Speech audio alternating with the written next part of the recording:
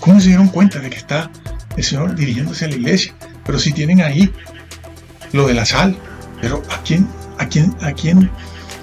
se le dice que es sal? A la iglesia. Y son luz, pero si a lo largo de la historia, desde aquel momento se ha sabido que la iglesia es la luz del mundo.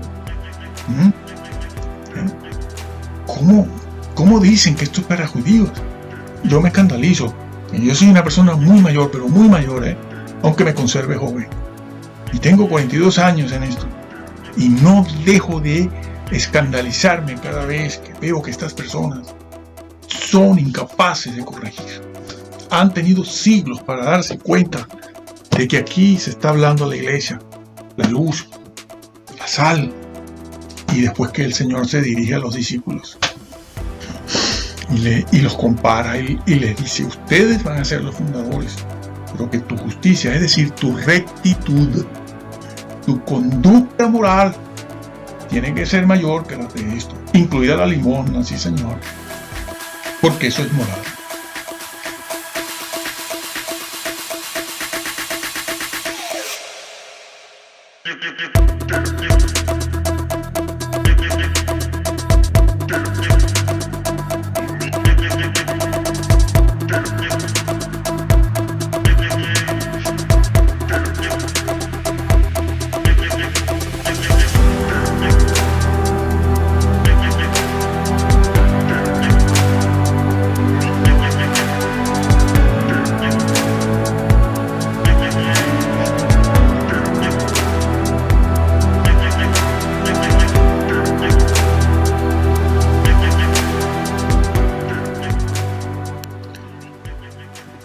Porque no tomaron en cuenta los mismos versículos que están ahí, que lo hayan hecho en aquella época, pero han tenido unos cuantos siglos para corregirlo. No lo han hecho. También le aplican esto de Mateo 5, 6, 7 a los judíos, porque bueno, es claro que está hablando del decálogo. Pero bueno, lo vemos, nos toca ver eso. Mateo 5, es muy claro. Las bienaventuranzas,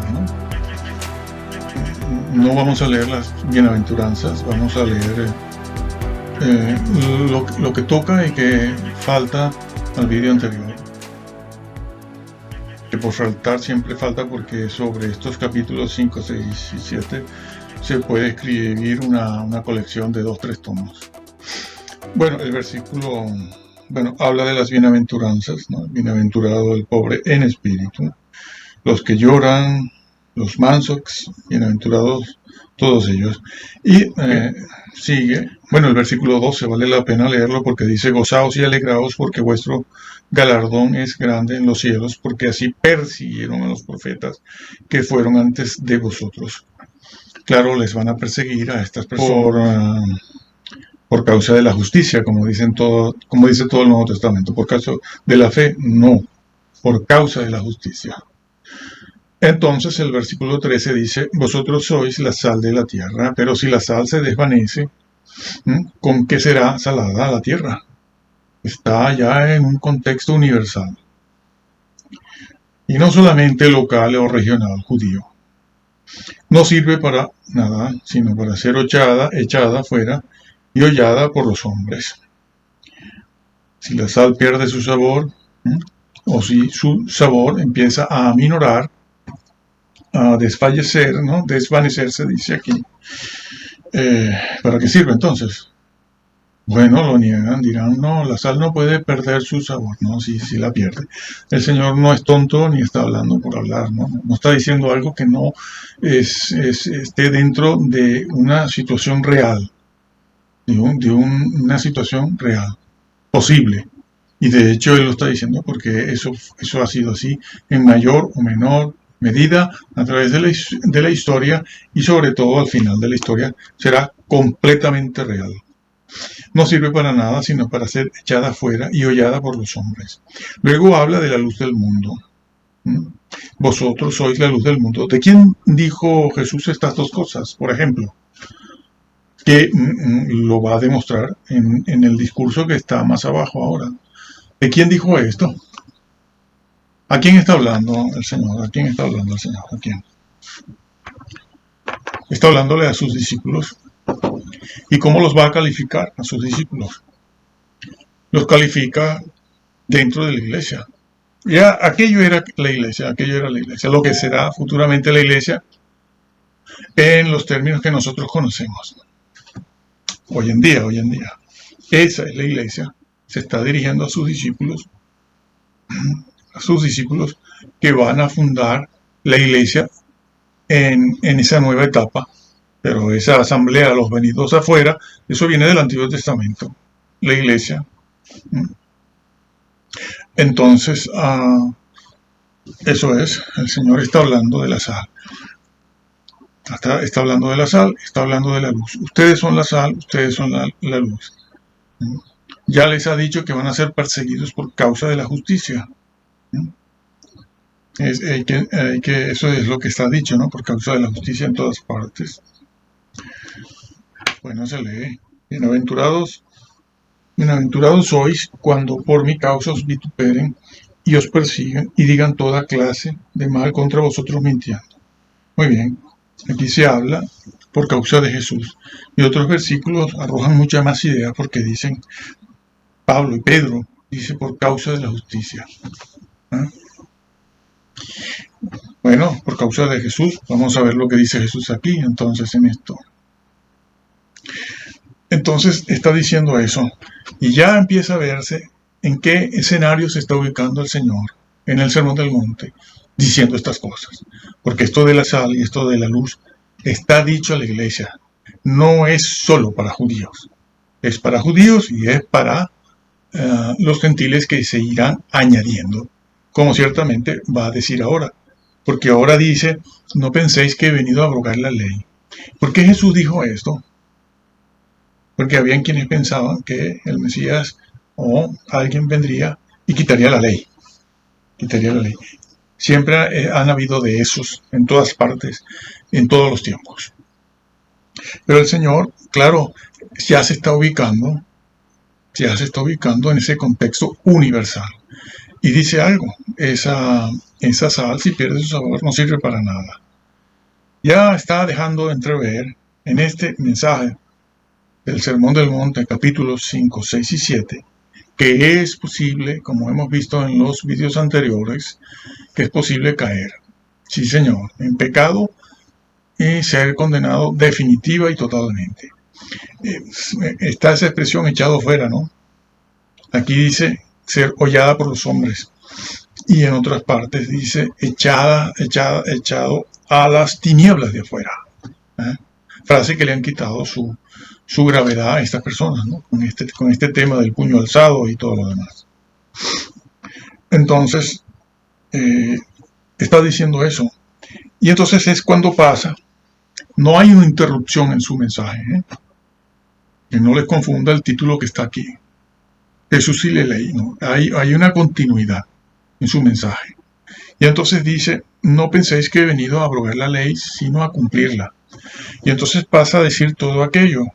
Mi palabra no pasará, cielo y tierra pasarán, pero mi palabra no pasará.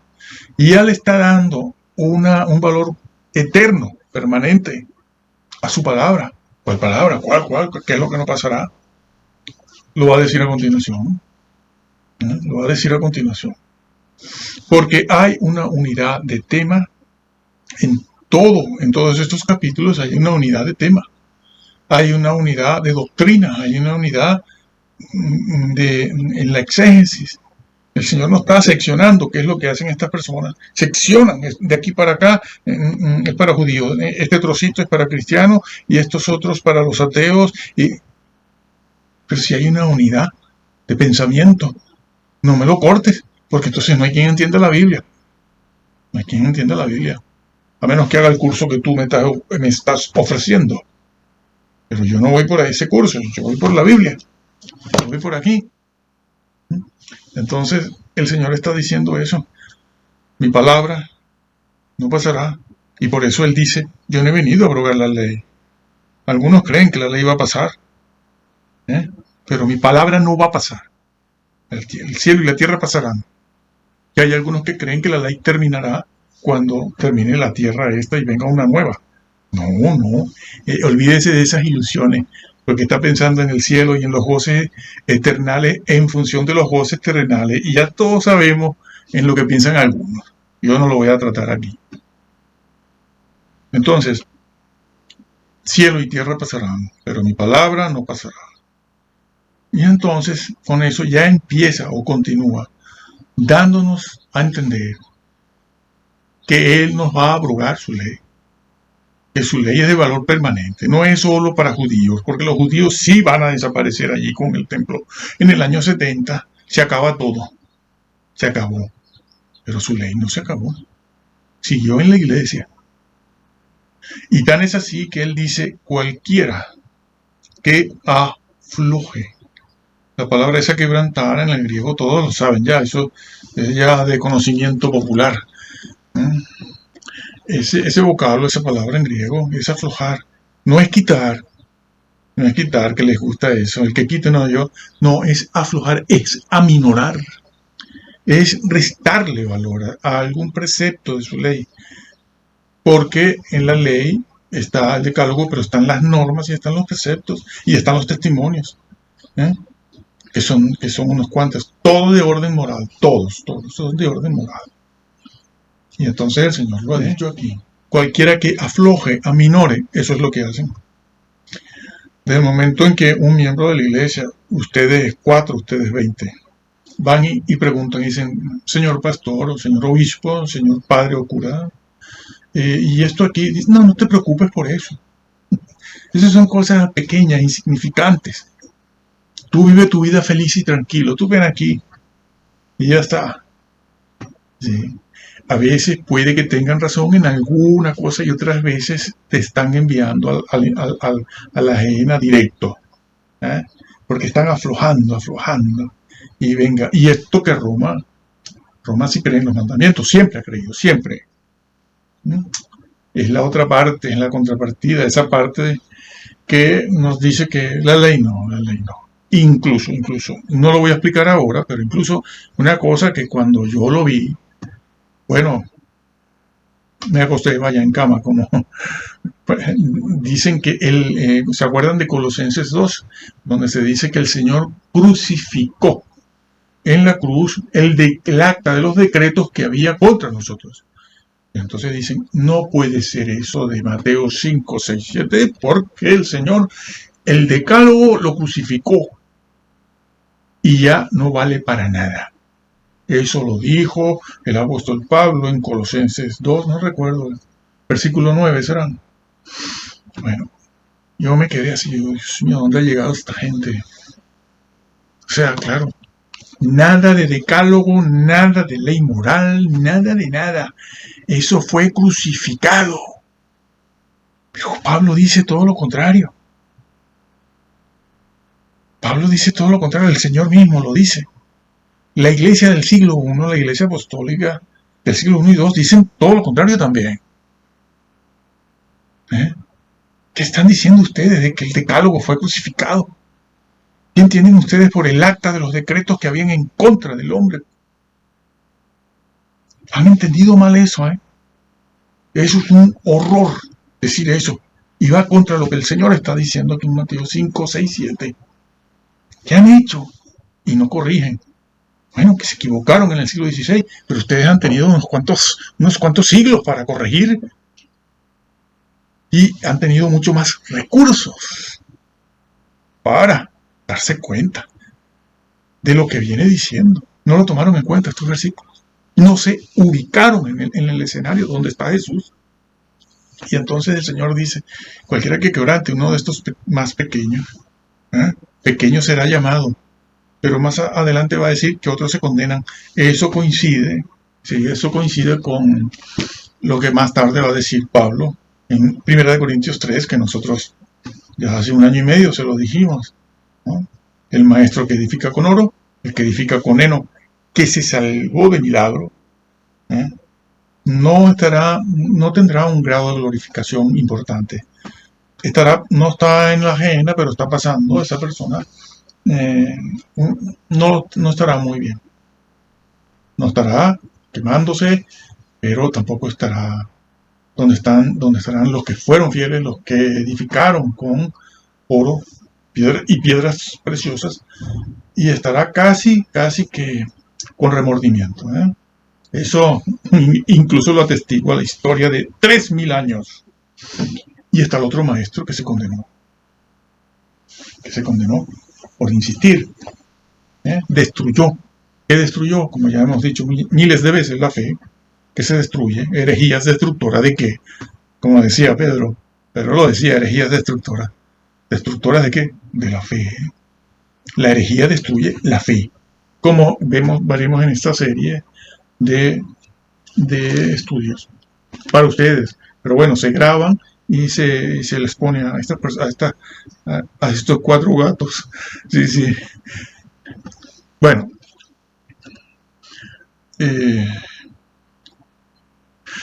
entonces dice, pequeño será llamado, aunque después va a decir que muchos no van a entrar, simplemente están condenados.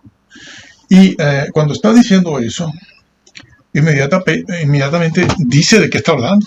Está montado en ese escenario de la iglesia universal, donde su palabra no pasará jamás, aunque pase la tierra. Y entonces se gira a sus discípulos. ¿Por qué? Porque se gira a sus discípulos. Porque todo lo que está diciendo, se lo está diciendo a ellos, que van a ser los fundadores ahora de la iglesia. Entendida la iglesia, los llamados de afuera, como todos los procedentes del mundo gentil, que van a ponerse al lado de los judíos salvos, derribándose la pared que había en medio, como decía Pablo. Se derribó la pared, ahora todos están juntos, todos forman la iglesia. Ya el Señor pondrá a cada quien en su sitio, unos en Israel, porque la nación de Israel quedará, y otros en otro sitio, y otros en otros sitios. Ese es otro tema, no es el nuestro aquí. Pero eso es lo que se está diciendo aquí.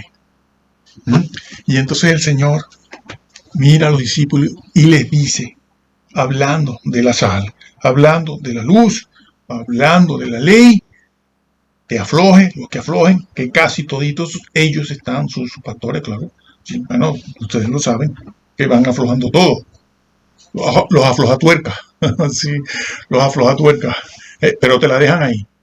Te la aflojan y te la dejan ahí, ¿no? Con la llanta, el rin del coche, del carro. No te quitan las tuercas, te las deja, pero están aflojadas. Ya está. Bueno, entonces, a veces quitan alguna tuerca, sí, o 2 o 3. Entonces, eso es lo que está dicho ahí. Y entonces pasa a los discípulos y los mira y les dice, y si vuestra justicia no es mayor que la de los... Hace una sección, separa el mundo judío de la iglesia, porque está hablándole a la iglesia.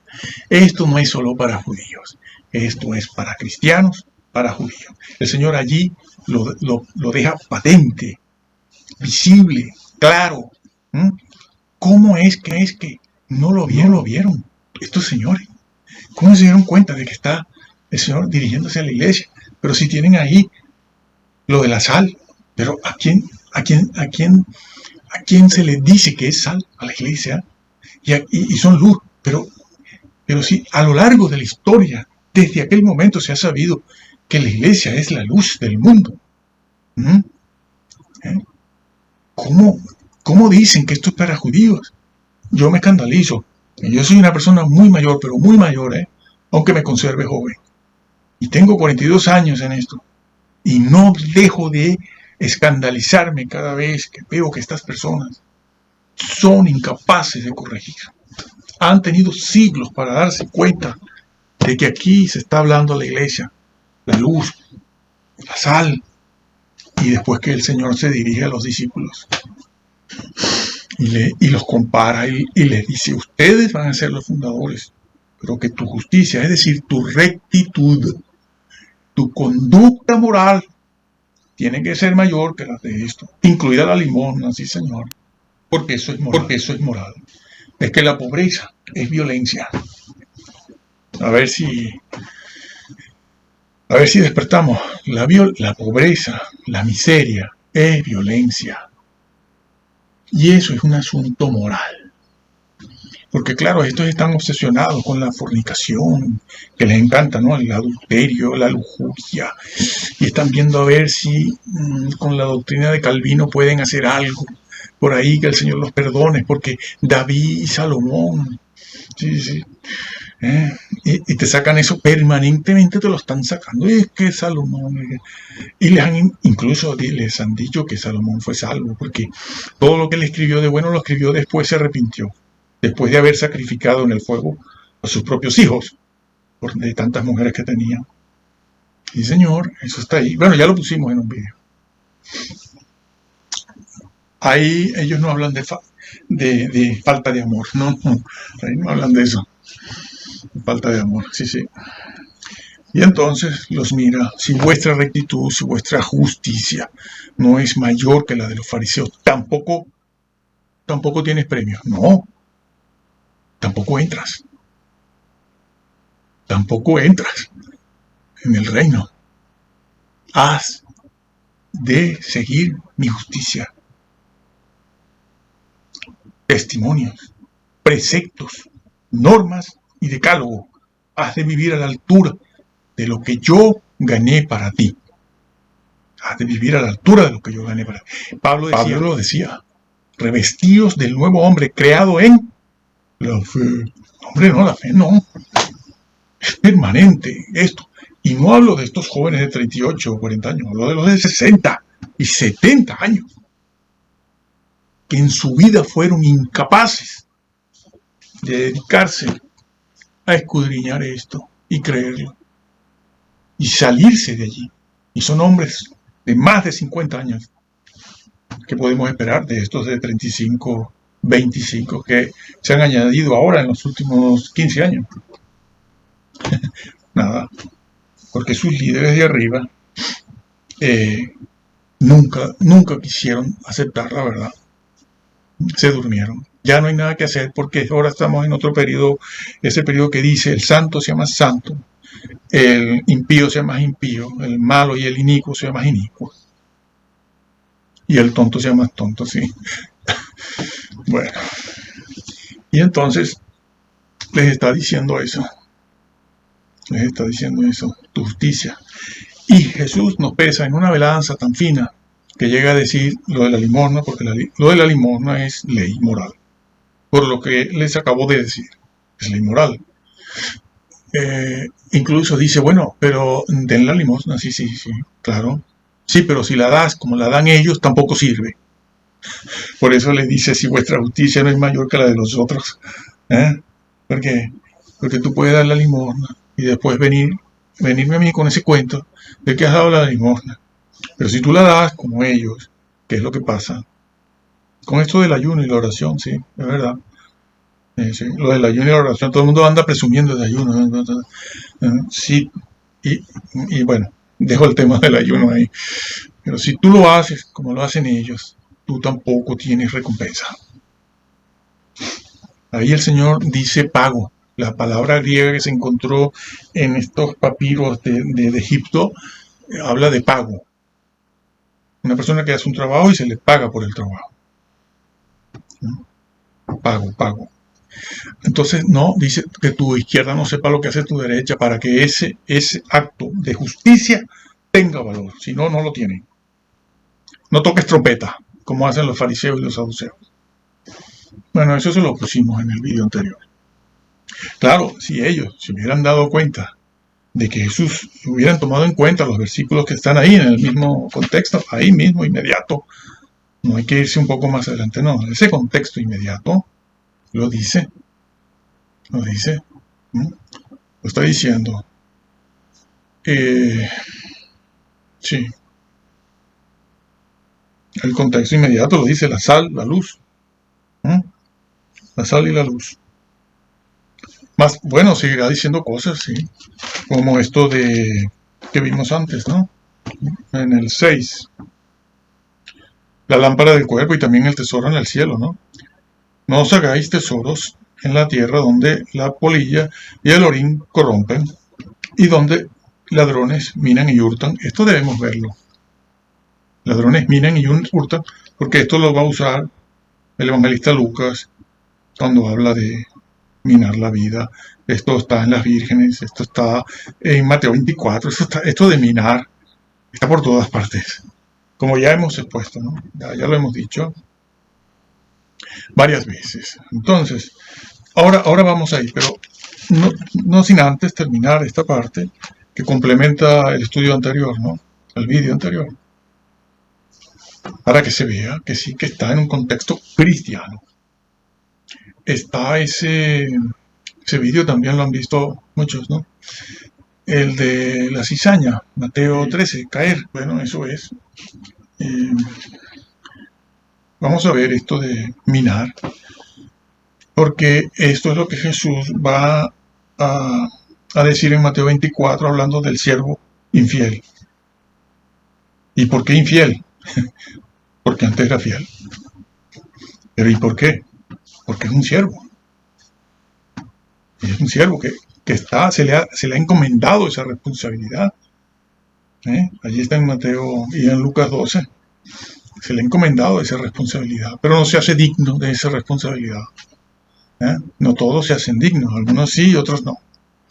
Este que comenzó a comer, a beber, mi maestro tarda, no viene, yo estoy cansado, me han engañado con tantas fechas que ponen, que si en septiembre, este de las trompetas, ¿no? Que si en septiembre no, que en junio no, ahora las otras trompetas, y no, que hay un grupo que cree que viene. Me cansé de esperar, así que voy a vivir tranquilo, comer, beber y tal. Y el Señor lo mandó a las tinieblas de afuera. A las tinieblas de afuera, que han querido cambiar el significado de eso. Tinieblas de afuera no es otra cosa que la parte mala del Hades, o al final el lago de fuego. No lo cambian, señores, con esto de levantar. Con esto de levantar. Que no me sirve que guarden el texto Receptus, que es el reflejo de la palabra de Dios inspirada, para luego venir a cambiar una doctrina importantísima para mantener tu idea que nace en la Reforma, que la levantó un solo hombre, como ya hemos explicado o explicaremos, el señor Lutero. Bueno, por cierto, que Lutero tuvo problemas aquí, porque esto lo querían hacer objeto de la ley social. Querían quitar el Código Civil, lo que hoy conocemos como el Código Civil y Penal del derecho romano. Sí, lo querían sustituir por esto. Me parece que fue Tomás Moro, Me parece que fue Tomás Moro. Yo no estoy seguro de eso, es mucha la información, es mucho el estudio, y no recuerdo bien, pero no fue Tomás Moro el que le llamó la atención a Lutero. Estoy preguntando. Y le dijo, ¿qué haces, loco? ¿Cómo vas a quitar la ley de la sociedad para meter ahora esto que está de la ley del Nuevo Testamento? Vas a crear un estado de injusticia terrible si haces eso. Menos mal que no fue así, ¿no? Tomás Moro, un funcionario inglés. Su padre fue juez también, y su esposa, su hija, una eminente figura inglesa, sabia de la época del Renacimiento. Pero bueno, hablo, como decía Pablo, así como los locos, porque no me acuerdo bien.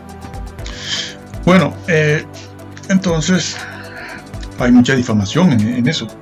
Han difamado a todo el mundo, estos señores, sea católico, reformado, han difamado, unos por una razón y otros por otra, al señor Erasmo. Pero es que esa misma acusación se la hicieron a Casiodoro,